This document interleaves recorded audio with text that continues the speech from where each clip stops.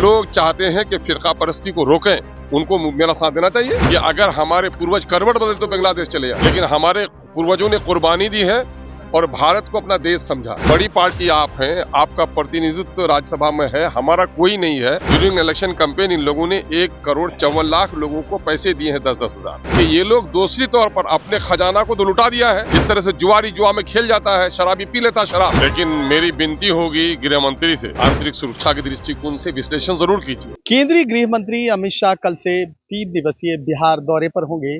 वहीं अब विपक्ष उनके आगमन को लेकर सवाल खड़े कर रहा है। राजद ने साफ तौर पर कह दिया है कि वो हिंसा भड़काने के लिए आ रहे हैं।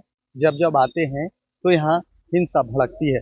वहीं AIMIM के प्रदेश अध्यक्ष एवं विधायक अख्तरुल इमान ने कहा है कि उनका स्वागत है, सीमांचल क्षेत्र में आ रहे हैं, लेकिन सीमांचल के विकास के लिए उनको सोचना होगा, बड़ी पहल करनी होगी।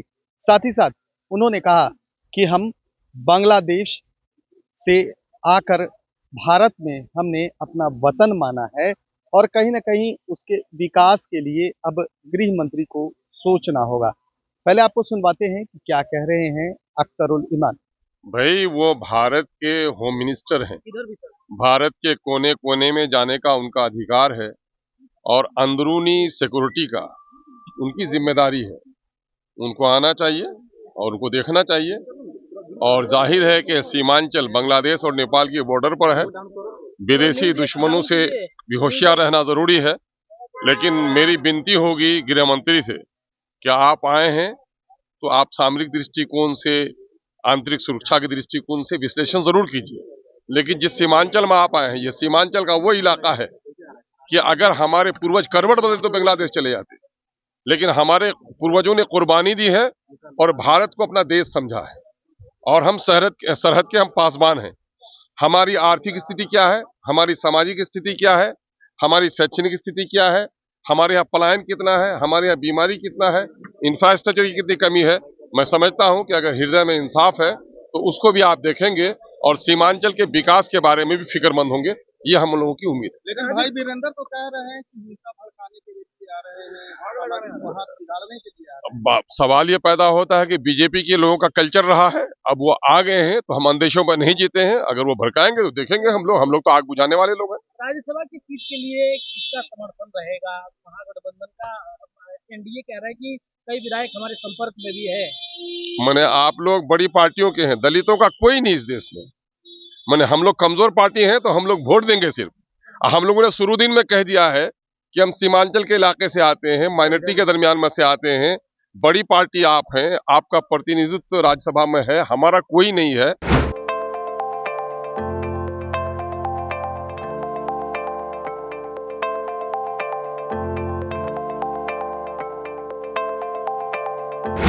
बैरिस्टर जनाब असदुद्दीन ओवैसी साहब जब बोलते हैं पार्लियामेंट में तो 56 वाले सीने को पसीना आ जाता है। तो राज्यसभा में भी हमारा एक आदमी जाए जो सही तौर पर दलितों का, पिछड़ों का, माइनॉरिटी का वहाँ सही तौर पर प्रतिनिधित्व करे। इसके लिए हमने कहा है कि अगर आप सेकुलरिज्म के प्रहरी हैं, अगर फिरका परस्तों को आप रोकना चाहते हैं तो मुझसे ज्यादा सांप्रदायिक शक्तियों से आप नहीं लड़ते हैं, इसलिए हमें अब की बार वोट दीजिए। हमने तो ये विनती पहले कर दी है। मैं ये कहूंगा वो तमाम तर लोग जो लोग चाहते हैं कि फिरका परस्ती को रोकें, उनको मेरा साथ देना चाहिए। जो लोग सांप्रदायिक नहीं हैं, जो लोग सेकुलर हैं, मैं समझता हूँ मेरा साथ देंगे वो।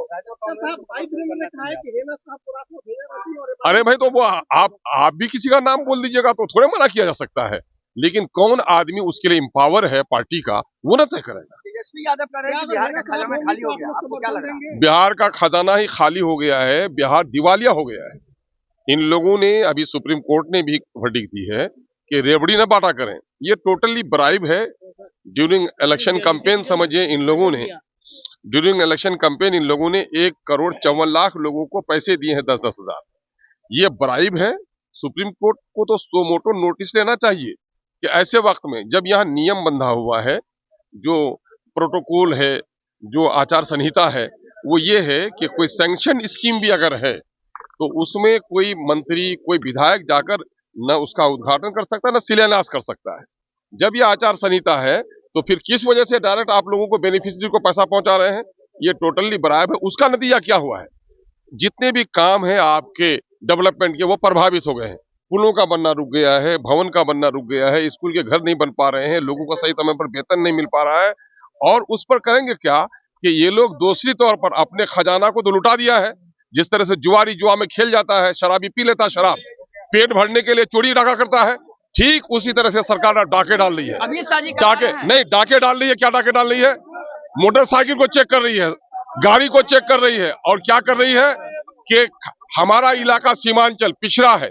हर साल बाढ़ में खेत कटती है, घर कटता है, और लोग घर निर्माण के काम के लिए 2-4 ट्रॉली अगर मिट्टी भरते हैं, उसको 1-1 लाख रुपए जुर्माना कर रहा है। पुलिस अलग उगाही कर रही है। ये सरकार जनता को लूट रही है। तो आपने अख्तरुल ईमान को सुना, वो कहते हुए नजर आ रहे हैं कि गृह मंत्री का स्वागत है बिहार में, लेकिन सीमांचल के विकास के लिए उन्हें सोचना होगा। वहीं अगर बात कर ली जाए राज्यसभा सीटों को लेकर, उन्होंने कहा कि हम समर्थन नहीं, हम सांप्रदायिकता फैलाने वाले लोग नहीं हैं, हम मजलूम हैं, और कहीं ना कहीं जो बड़े दल हैं अब उनको जज्बा दिखाना होगा, बड़ा दिल दिखाना होगा, और हम चाहेंगे कि हमारा भी एक प्रतिनिधित्व राज्यसभा में हो। वहीं हिना शहाब को लेकर उन्होंने कहा कि ये उनके दल का फैसला है, वही जाने। वहीं बिहार के खजाने को खाली को लेकर उन्होंने साफ कर दिया है कि खजाने खाली हो चुके हैं, भवन का काम रुक गया है, सड़कों का काम रुक गया है, विकास का कार्य रुक गया है, और कहीं ना कहीं यह सरकार जो है लुटेरी सरकार है। अब देखना ये है कि लगातार विपक्ष सरकार पर खजाने खाली को लेकर हमलावर है, अमित शाह के आगमन को लेकर हमलावर है। कल जब अमित शाह बिहार दौरे पर आएंगे तो सीमांचल को क्या तोहफा देकर जाते हैं। कैमरा पर्सन गोलू के साथ सुधेंद्र रमन, NBC 24 पटना।